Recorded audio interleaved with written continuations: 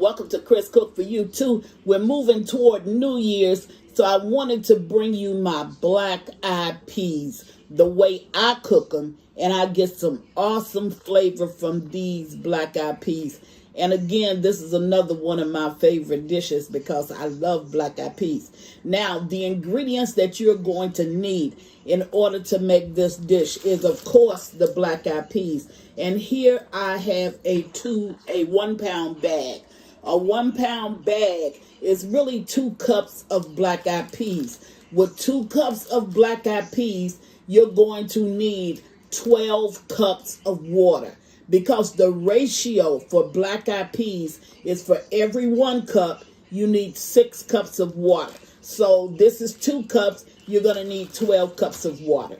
You're going to need some onion soup mix, some sugar, some butter, a chopped onion, and you can use some pepper. This is jalapeno pepper. You can use this if you like. It's optional, so you can or cannot use it. Now, I told you don't throw away that ham bone because I said you were going to need that ham bone. And I don't throw anything out with these 3 holidays. That's Thanksgiving, Christmas, and New Year's, because I can take one meal and I can turn it into the next meal, which is exactly what I'm doing today. I'm taking my ham bone from Thanksgiving and I'm going to turn it into my New Year's Day meal. Now, the way that you get the best flavor in the world from any beans and greens that you may be cooking is with this ham bone. See that ham bone? Don't sell it short. Looks like it's just a bone, but there is so much good flavor inside of this ham bone when it comes to cooking your vegetables. It's unbelievable. And I also chopped off some of the ham that was left on the bone. I just stripped it off, and I'm going to throw that over in my pot of black-eyed peas as well.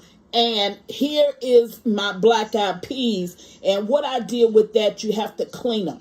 So I'm going to show you exactly how I sorted the black-eyed peas and what you're actually looking for. And I'm going to show you how, if you leave any rotten black-eyed peas inside of this bowl, there's a way to get it out without you trying to go through and shuffle the peas from one side to the other in order to get it out. Now, here is what you're looking for when you clean your black-eyed peas, okay? You're going to look for anything that's rotten.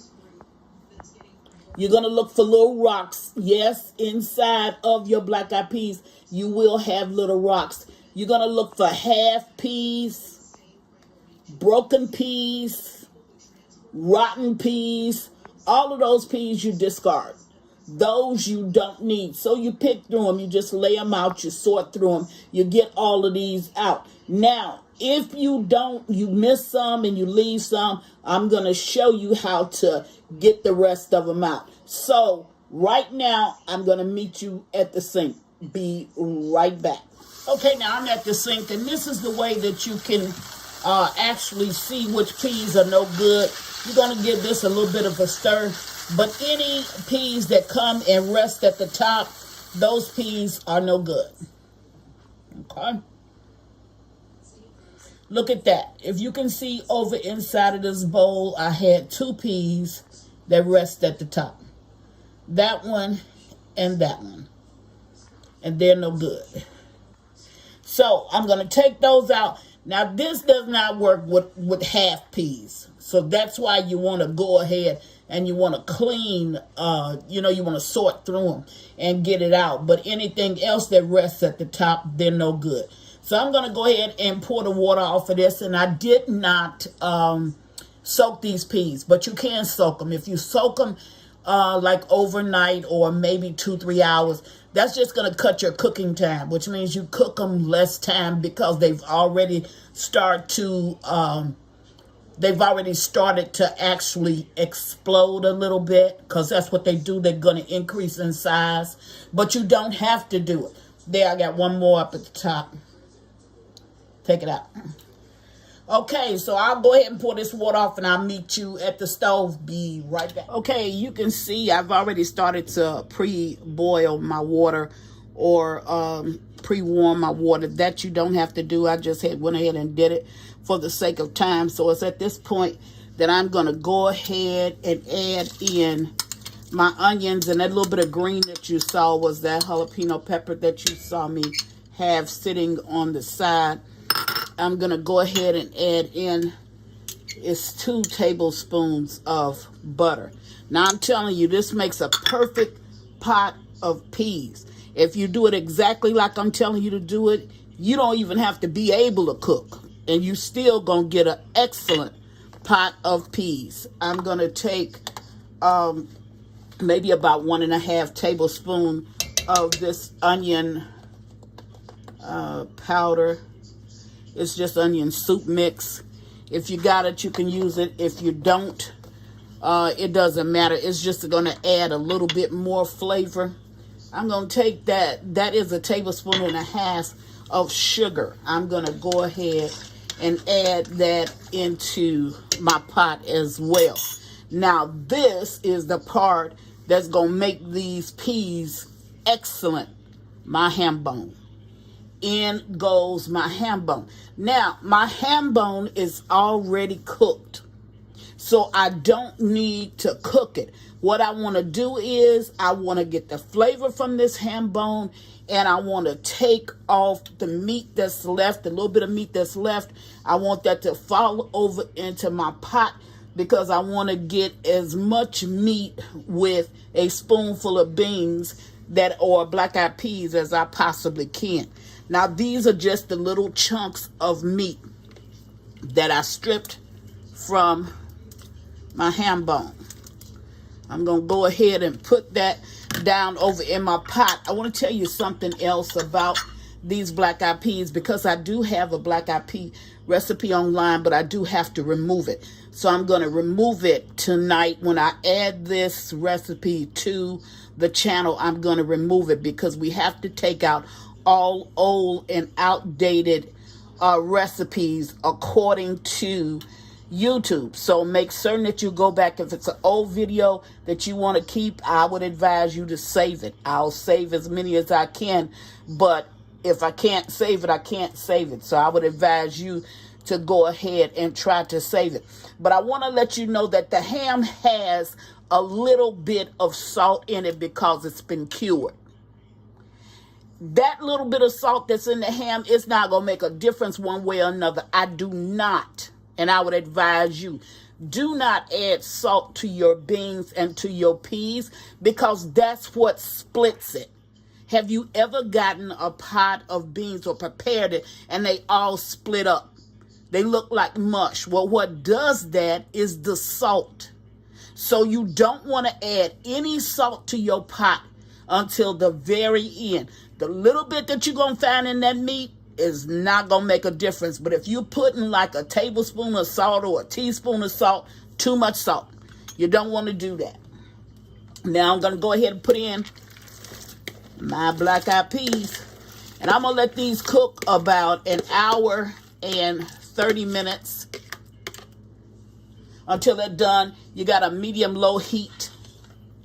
And that's it. You don't have to do anything else to these peas. That's your perfect pot of peas. You may not even need to add salt to them.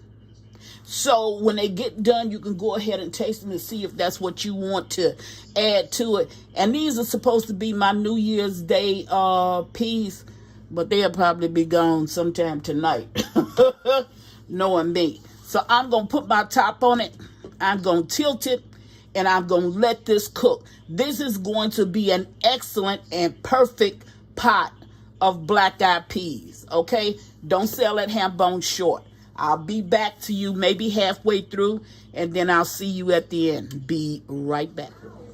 Okay, they've been cooking about, 35, 40 minutes. So I'm going to go ahead and stir in the pot just a little bit. And you see I have enough liquid in it. And it's at this point that I'm going to add some bacon grease. And that's about 2 tablespoons full. And the only thing that bacon grease does is it just helps to add more flavor to it, and it just cloudies the water a little bit to thicken up that thicken up the pea juice, so to speak, or the liquor from the juices from the pot. So what I'll do is I'll put the top on. I'll bring you back once these get done. They have about another 30 minutes to go, maybe a little bit longer, and I'll bring you back. Okay, I'm back and the peas are ready. So I'm going to go ahead and cut them off, and I want you to look at them. First of all, the juices from the peas is creamy.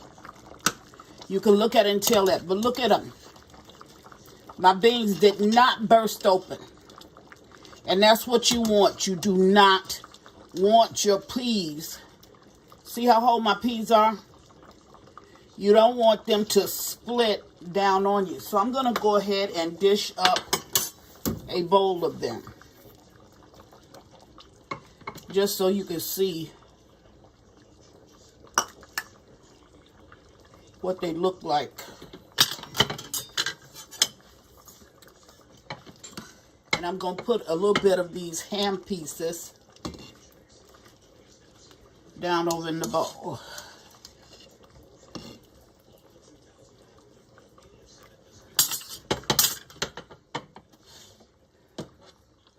All right, and my ham bone is still down in there, but my beans are nice and creamy.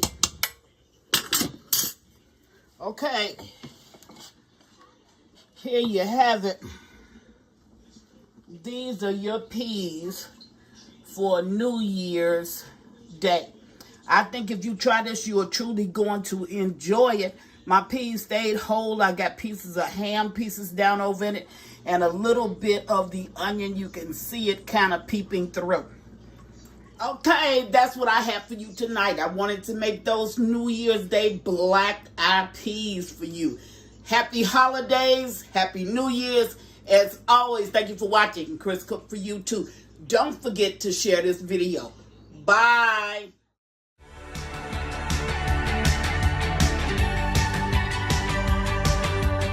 Please follow me on Instagram and Facebook at Chris Cook for you too. And don't forget to share this video. Bye.